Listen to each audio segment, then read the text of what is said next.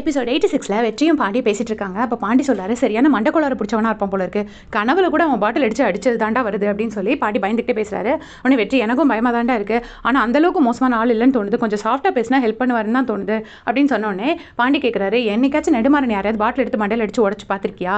இவன் நெடுமாறனோட மோசமான ஆள், அவன் ஸ்டார் ஷெஃப் இல்லடா, அவன் சரியான குடிகாரன், இனிமேல் யாருமே இல்லை, நம்ம அன்றைக்கே ஃபோன் பண்ணி எல்லா லிஸ்ட்டையும் பார்த்தாச்சு, ஸோ அந்த ஸ்டார் ஷெஃப் எல்லாம் விட்டுரு, நீ அழகா இப்போவே ஷெஃப் ஆகிட்ட, இனி அப்படியே வந்து சூஸ் ஷெஃப் ஆகி மெயின் ஷெஃப் ஆகிறதுக்குள்ள வழியை பாரு அப்படின்னு சொல்லி பாண்டி வந்து அட்வைஸ் பண்ணுறாரு. ஆனால் வெற்றி வந்து அதெல்லாம் இல்லை, நான் அப்படிலாம் என்னால் விட முடியாது, நான் கண்டிப்பாக போகிறேன், நீ என் கூட வரியா வரலையா அப்படின்னோடனே பாண்டி வந்து அம்மா சத்தியமாக வரலடா அப்படின்னு சொல்லி அனுப்பி வச்சிடுறாரு. அடுத்து நெடுமாறன் வீட்டை காட்டுறாங்க. அங்கே அவர் ஐஷுவை ட்ரெயின் பண்ணிட்டுருக்காரு, ஒரு டிஷ்ஷை பண்ண சொல்கிறாரு.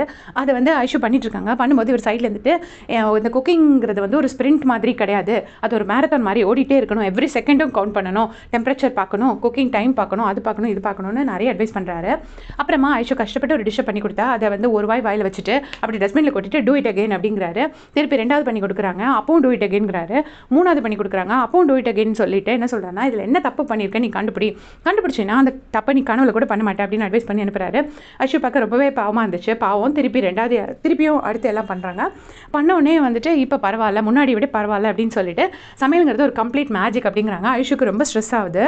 இப்போ துரை அண்ணன் வந்து சரஸ்வதி அக்கா கடையில் சமைச்சிட்டு இருக்காரு. அப்போ வந்துட்டு இவர் வெற்றி வந்து சைடில் வந்து வெயிட் பண்ணி நின்றுட்டே இருக்காரு. அப்போ துரை அண்ணன் வந்து அந்த சரஸ்வதி அக்காட்ட சொல்கிறாங்க, அவனை போக சொல்லு, அவன் இங்கே நிற்கக்கூடாது, அவனை போக சொல்லு அப்படின்னு சொன்னோன்னே அந்த அக்காவும் வந்துட்டு நீ போயிடு அப்படின்னு அங்கே ஆக்ஷன் காட்டுறாங்க. ஆனால் வெற்றி கேட்கவே இல்லை, வெயிட் பண்ணிகிட்டே இருக்காரு. கடைசி வேறு வழி இல்லாமல் போகிறாரு. எல்லாரும் செமையாக சாப்பிட்றாங்க, கூட்டம் அள்ளுது பயங்கரமாக கடையில். அப்புறமா துரை அண்ணன் போயிடுறாரு. போனதுக்கப்புறமா சரஸ்வதி அக்கா வந்துட்டு திருப்பி வெற்றியை கூப்பிட்டு சொல்கிறாங்க, துரை ரொம்ப பிடிவாதக்காரன், நீ எப்படி பிடிவாதம் பிடிக்கிற, உன்னை விட பிடிவாதக்காரன், உன் பொழப்பை கெடுத்துக்காத, நல்லா சாப்பிட்டுட்டு போ, அப்படி காலையிலேருந்து வெயிட் பண்ணி நின்றுட்டே இருக்க, இரு சாப்பிடுன்னு சொல்லி சாப்பாடு கொடுக்குறாங்க. சாப்பிடும்போது பார்த்தீங்கன்னா கரெக்டாக 2 பேர் வந்துட்டு மீன் குழம்பு கேட்குறாங்க. மாஸ்டர் மீன் குழம்பு இருக்கான்னு, இல்லை அக்கா வச்ச ரசமும் கூட்டு தான் இருக்குது அப்படின்னோடனே சாப்பாடு யாருக்கு வேணும் அப்படின்னு வேண்டான்ட்டு போயிடுறாங்க.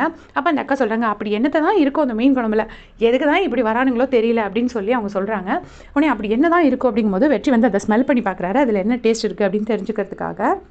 இப்போ ஐஷுவும் செல்வினும் வெளியில் வந்திருக்காங்க, ஒரு கஃபேக்கு வந்திருக்காங்க. அப்போ செல்வின் வந்து இது டேட் தானே அப்படின்னு கேட்குறாரு. உடனே ஐஷு சொல்கிறாங்க, டேட்லாம் இல்லை, வீட்டில் அப்பா வந்து எனக்கு குக் பண்ண வச்சுருக்காங்க, ரொம்ப கஷ்டப்படுறேன், அதனால தான் ஒரு சேஞ்சுக்காக அவங்க கூட வெளியில் வந்தேன் அப்படின்னு சொல்லி சொல்கிறாங்க. அப்படியாப்பா, அப்பா என்னெல்லாம் சொல்லி கொடுத்தாங்கன்னு சொல்லிட்டு குக்கிங் பற்றி நிறைய கொஸ்டின் கேட்குறாரு.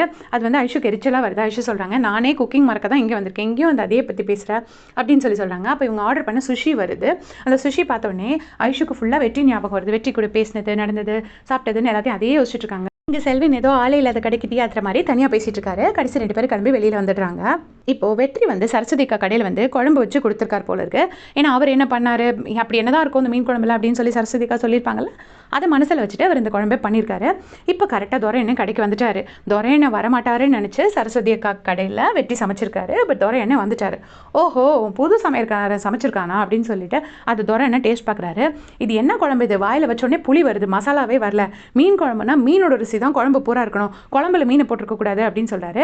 அதுக்கப்புறம் பூண்டுக்கு முன்னாடி இஞ்சி வந்து நிற்கிது, இது என்ன குழம்பு, சரி உன் புது சமையல்காரன் வச்சே நீ சமைச்சுக்கோ, இனிமேல் நான் கடைக்கு வர மாட்டேன்னு சொல்லிட்டு கோவமாக கிளம்பிடுறாரு. ஐயோ போச்சே, என் பிஸ்னஸ் போச்சேன்னு அந்த அக்கா வந்துட்டு தெரியாமல் சமைச்சிட்டேன்னு கத்துறாங்க. ஆனால் அவர் காது கொடுத்தே கேட்காம அவர் பாட்டு போயிட்டே இருக்காரு. இப்போ வேணிக்கும் விக்கிக்கும் அவங்க 3rd இயர் லவ் ஆனிவர்சரி போல இருக்குது. ஸோ அதனால் அவங்க ஒரு பெண்டன்ட் மாதிரி ஏதோ ஒரு செயின் வச்சு ஒன்று வாங்கிட்டு வராங்க. அதில் வந்து 2 பெண்டன்ட்டையும் சேர்த்தா தான் அது ப்ராப்பர் பெண்டன்ட் ஷேப் வரும் போல இருக்குது. லவ்வர்ஸ் கிஃப்ட் மாதிரி ஒன்று வாங்கிட்டு வந்து அது விக்கிக்கு மாட்டி விடுறாங்க. விக்கி ஒரு செயினை வேணிக்கு மாட்டி விடுறாரு.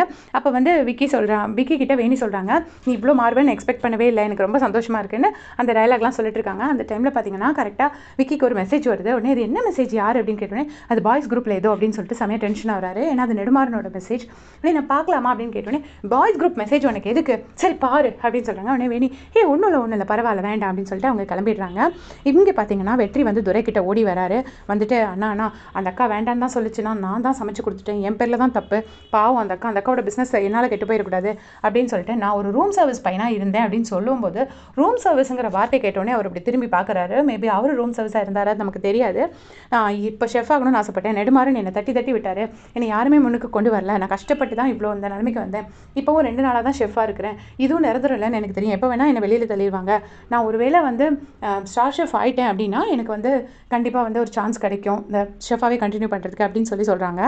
இவ்வளோ பேசி முடிச்சுட்டு வெற்றி கிளம்பும் போது திருப்பி அவர் கூப்பிட்டு நீ ரூம் சர்வீஸ்லேயே இருந்த, சரி நாளை காலையில் வா பார்த்துக்கலாம் அப்படின்னு சொல்லிட்டு துரை வந்து அனுப்பி வைக்கிறாரு. ஸோ நாளை காலையில் வெற்றி வந்து வரப்போகிறாரு. இனிமேல் தான் சூடு பிடிக்க போகுது அப்படின்னு நினைக்கிறேன். உங்களுடைய கமெண்ட்ஸ் சொல்லுங்கள். தேங்க்ஸ் ஃபார் வாட்சிங்.